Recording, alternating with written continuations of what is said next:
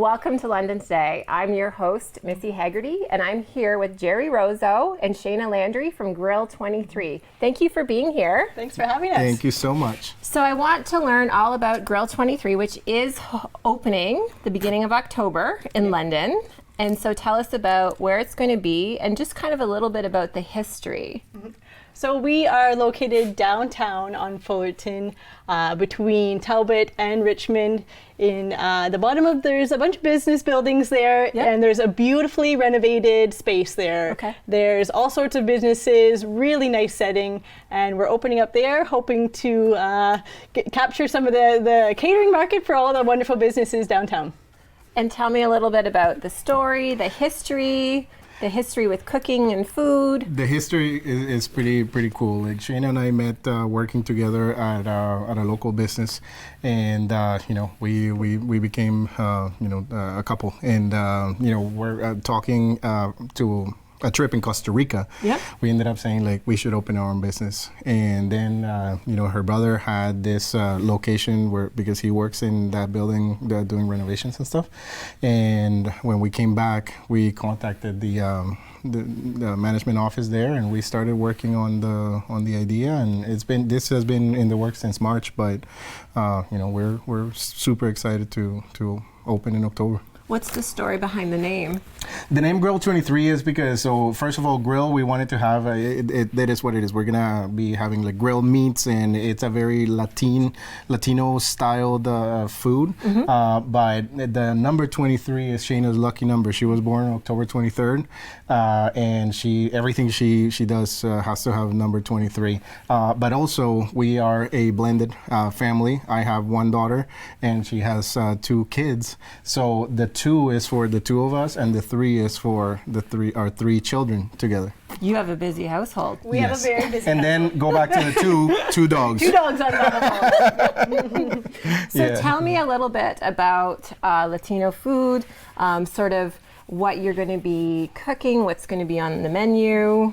So Latin food is in my blood, and actually when I met with Shayna, that's one of the things that stood out the most, that she's got a very international palate. Mm-hmm. So we started cooking together, and I started sharing my recipes with her, and we were like, hey, London, there's Latin food here, but we can bring some amazing dishes like paella, right? Like Cuban sandwiches, like tacos, but there's a lot of places here selling tacos, but the real tacos are a different thing. They're not authentic. So that's what we want to bring here, like a whole bunch of different flavors that London, may be surprised with. So. Now, I've known you both for a while, but I do have to say you're one of the best chefs that I've ever encountered.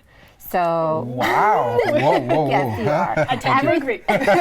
Everything you make is to die for, and things. And like, if you're the only person that's ever gotten me to eat a tomahawk steak, so it's quite amazing. Actually, I am I'm an expert in grilling, and I think that one of the things that makes us the strongest in this new business venture is that I have a very strong background in grilling meats and all that stuff, and Shayna is a total artist in doing like different salads, side dishes, and charcuterie boards, which is her specialty. So the stuff that she puts together with her hands is so beautiful. Like, I'm about the meat and the rough stuff, but she brings the the finesse to our business. But I also think you cook with a level of passion with your food. Absolutely. I trained as a chef many years ago when I was in my teens, but I'm from Colombia. That's not a respected position over there. So I went into business and went into the corporate world,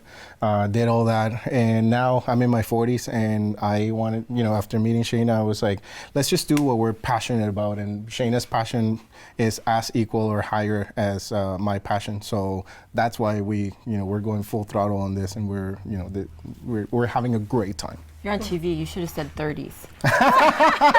Oh, sorry, 30s. Yes. So tell me about your paella that you've made, which I've had and love. Yeah, so paella it's turning out to be it's been my signature dish for a while, and now we want to make it our our special dish at the restaurant. But it all starts in a business trip that I do to Spain in Pamplona, staying at this hotel, and I always go and I always want to meet the chefs at the restaurant. So I go talk to people, and the chef invites me over to the kitchen, and he's like, "What is something that you want to eat?" And I'm like, "Paella, of course." And he's like, "So if you come tonight, I'll teach you how to make a paella, the authentic style." And honestly, like, no offense to anybody, but paella is a very delicate dish, and it's also very simple. There's a lot of people out there making paella, but the amount of ingredients that go in a paella that I've seen is not right. Like, a paella shouldn't be like dumped with a whole bunch of ingredients. There's key ingredients that will bring the flavors of Spain, and the simpler you make it, the great results you're gonna have. So that's what we're working with here, and we have acquired a whole bunch of paella pans to make them in different sizes. We have a massive one. A whole bunch is an understatement. So this is a perfect dish to share in a family function, in a corporate setting. You can bring one of these to a boardroom, to feed a meeting. We have big paella dishes up to 20 people, but we can do multiple ones. This is a seafood paella, but we also make meat paellas if you're allergic to seafood or something like that. So it's the perfect catering dish. Comes just like that. All you got to do is enjoy. Just spoon it out on your plate. Absolutely. How do you both source your ingredients for your restaurant? We try to keep it as local as possible.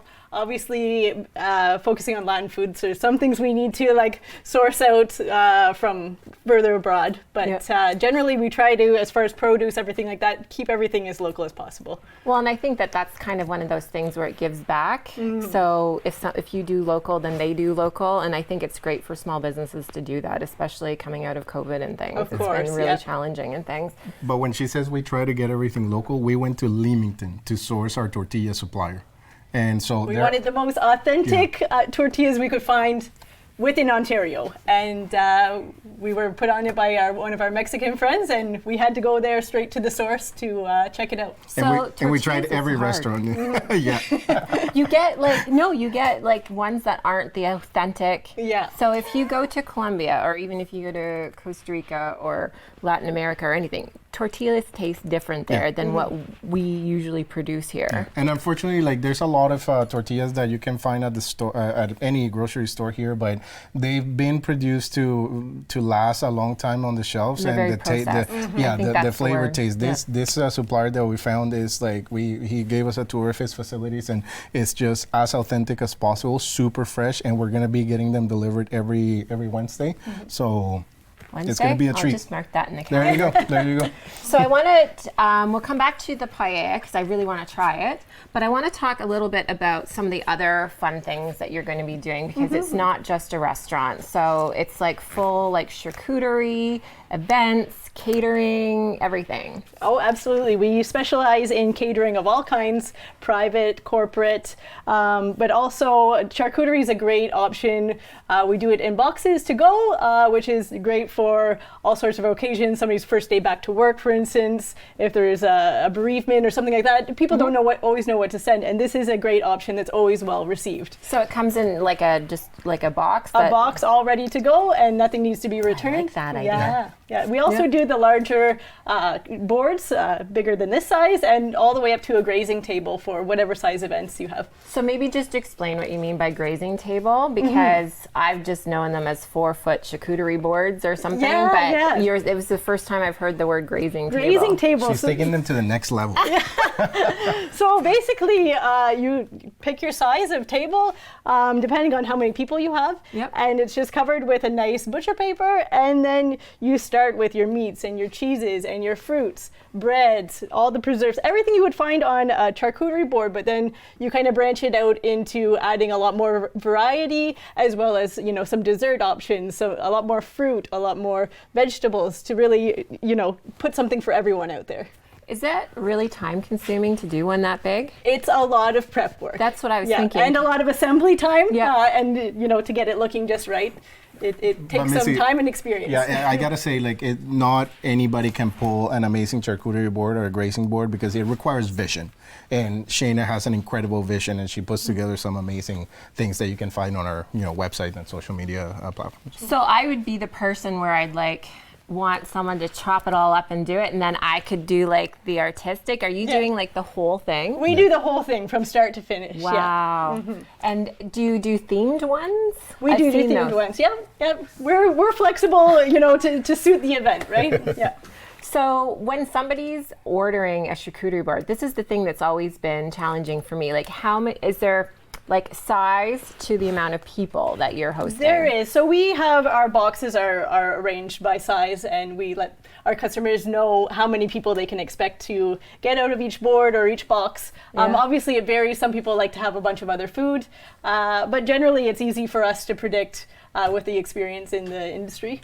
And what types of events are you looking to do? Like, is this something you can even do for weddings and things like that? Oh, absolutely. Weddings, corporate events, baby showers, family functions. The thing is that even, we're starting to promote Charcuterie Fridays. It's our thing now. So at home, Shayna started making a charcuterie board every Friday, and then we buy some bottles of wine and we enjoy it at home. And then one day we're like, hey, we should promote this, and everybody should be having charcuterie on Friday because it's such an amazing social, thing to enjoy around some, beautiful chorizo, cheese, crackers. So if you need a plan to do on a Friday, you don't need to complicate it. Just it's a date night ready to go. It's super easy. Yeah, absolutely. You got people.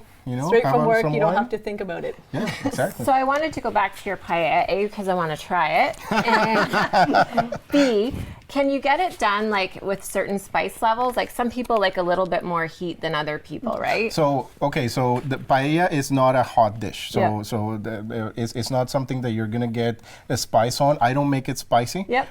It's my paella recipe is standard, okay? Yep. And because I want you to enjoy the real paella, so there's no really like in and out. And a lot of the items that we have in our menu, for example, we have an amazing Cuban sandwich that is like 10 inches long, and it comes with this beautiful the Cubano, marinated pork, and it comes with pickles and ham and cheese, but you can't really take anything out of it because then it's not a Cubano. So when you come and enjoy our our items in our menu, then please enjoy it as they're served.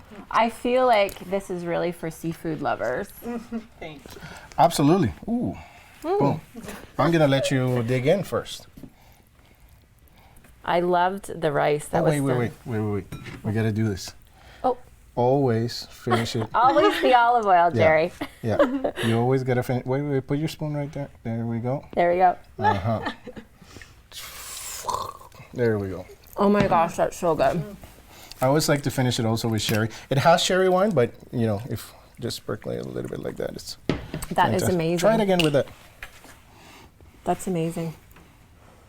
And how long does it typically take to make this? It'll take me, when I'm not being rushed by Shane, our producer here, I usually make it in 45 minutes, but it's pretty quick. Yeah. Well, thank you for being here, Gerry and Shayna.